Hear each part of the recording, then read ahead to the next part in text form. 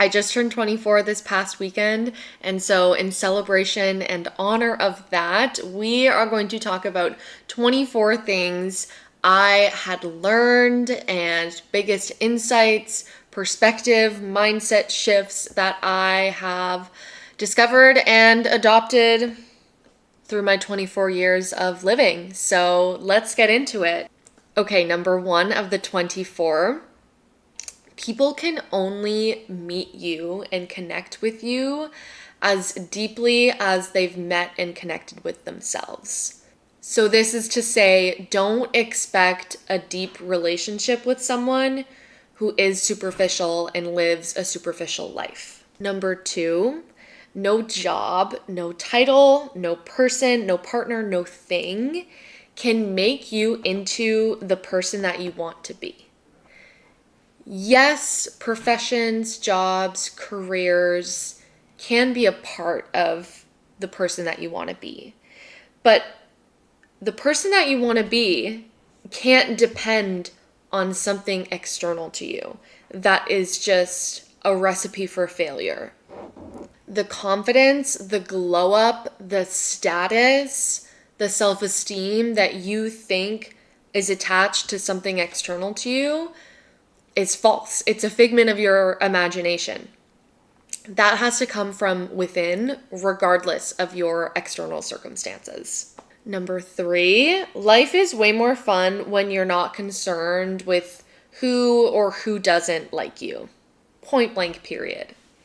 Your ideal plan for life, anything, doesn't have to be the only plan for you to get what you want. So if you want to be a winner in life, you can't only know how to play by one playbook. You have to adapt to the plays as they come. And you have to figure out how to be the MVP, no matter what team you're playing for, no matter what the team, the season, the sport, whatever. Because when you're able to adapt to life and be open to different possibilities, experiment with different things, try and fail and try again, you exist in this unknown space, this unfamiliar space where all the possibilities for your future and your dreams and your existence are. That's where they are, in the unknown, in the realm that you have yet to explore. And so being willing to figure out how to make it work no matter the situation is so important, such a key life skill. Okay, number five, what others think about you is simply a reflection of what they think about themselves and vice versa. What you tend to think about other people is most likely a reflection of what you think about yourself. And I think the biggest example with this is fat shaming and body shaming. If you see someone walking on the street who is overweight and your immediate thought is oh my God, gross, that's a huge reflection of what you feel about yourself.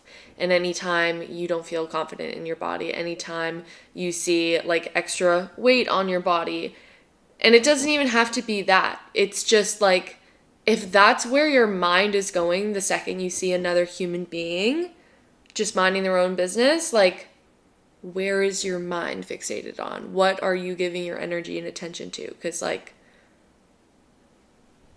really someone else's weight shouldn't be any of your fucking business, you know? Number six, you can choose to view every mistake or rejection as failure or divine redirection. The choice is yours. The opportunity is up to you. You can either stress and worry about why it didn't work out, how you're going to force it to work out, or you can thank God for shifting your focus onto something more important. Because at the end of the day, everything that's happened to you has happened to you for a reason and has shaped you into the person that you are today. And you owe it to yourself, the survivor of those circumstances, those cards you were dealt, to be proud of yourself and embrace all the mistakes that you've made to get to where you are. Number seven, your outer reality is a reflection of your inner reality. So if you're feeling small and insignificant, it's probably because that's something that you tell yourself day in, day out. That's one of your insecurities. If you feel like you don't have enough friends, it's probably because you're telling yourself that you don't. If you feel like you're not progressing towards your fitness goals fast enough, it's probably because you keep telling yourself that you're not working hard enough, you're not pushing yourself hard enough, you're not eating properly, yada, yada, yada. But this can also be flipped and in a healthy sense, where if you love your inner circle of people, it's probably because you spent time expressing gratitude for them.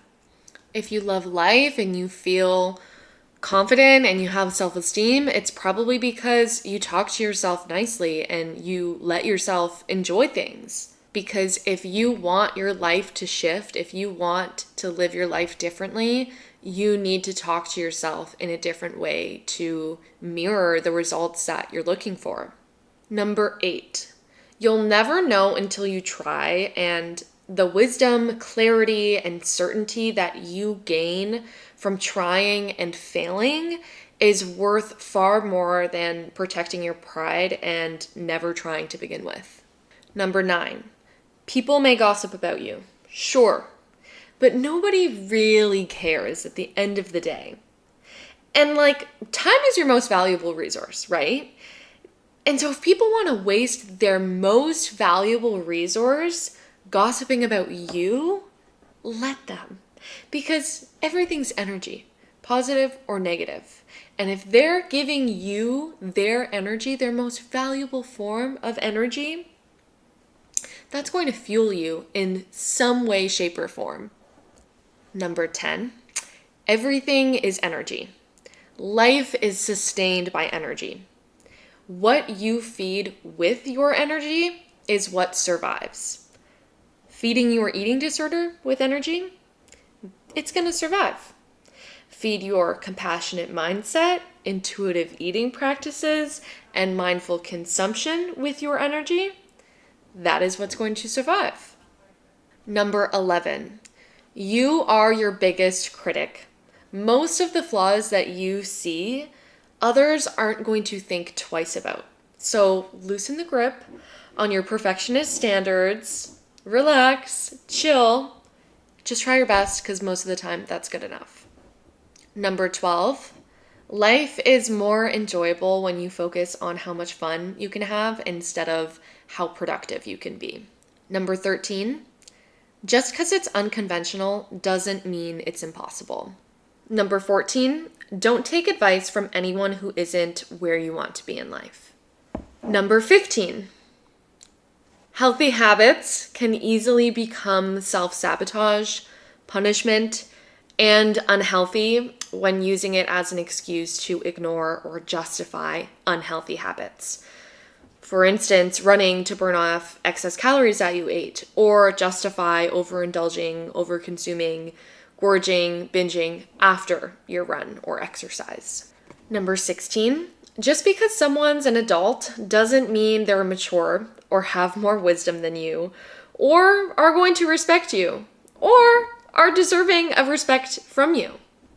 Number 17, nobody has an automatic ticket into your inner circle. Even family, blood relatives, nobody has an automatic ticket into your life. Number 18, the more you level up, the more strangers and family members and friends and people in general are going to resent you. And this applies in the realm of career, education, opportunities, travel, experiences, fitness, physique. More often, they will blame your successes on luck or smarts instead of hard work, discipline, consistent internal work, planning, preparation, because it's so much easier and comfortable for people's insecurities to excuse your hard work and attribute it to something that they don't have control over instead of giving credit where credit is due, like your blood, sweat, and tears, things that they do have control over, right? Number 19, authenticity is not rewarded by society. When your perspective triggers people, it's easier for them to other you than face their shadows related to why they're triggered. When faced with hostility, most of the time it has more to do with them and less to do with you. Number 20, Loving yourself means spending money on yourself, guilt and shame free. Number 21. To build self-trust, you have to recognize that you are trustworthy. You have to give yourself praise for the hard things that you do and recognize that you could do it again if you needed to. You could do other hard things again if you needed to. Number 22. Something not working on your first try is not always good reason enough to not keep trying. Number 23. You were born worthy to live the life of your dreams. You don't have to struggle or endure pain or suffering to become worthy. You already are. And lastly, number 24, rest is productive. Physical rest in the form of sleeping or couch rotting, but also emotional, social, psychological rest are all so important for not only physical gains from like the gym and in terms of your physique, but also like mental gains if you're studying for the LSAT, something like very mentally strenuous, starting a new job, literally anything, and just like emotional capacity and healing, you need to rest. You have to allow yourself and encourage yourself to have days where you don't do anything quote unquote productive. That's part of a natural, normal, healthy life. And those are all of my 24 things that I know and I feel are worth sharing from my 24 years of being on this planet in this consciousness. So yeah, thanks so much for watching or listening. If you have any other tips, please leave them down below in the comments, and hopefully I'll see you in the next one. Bye!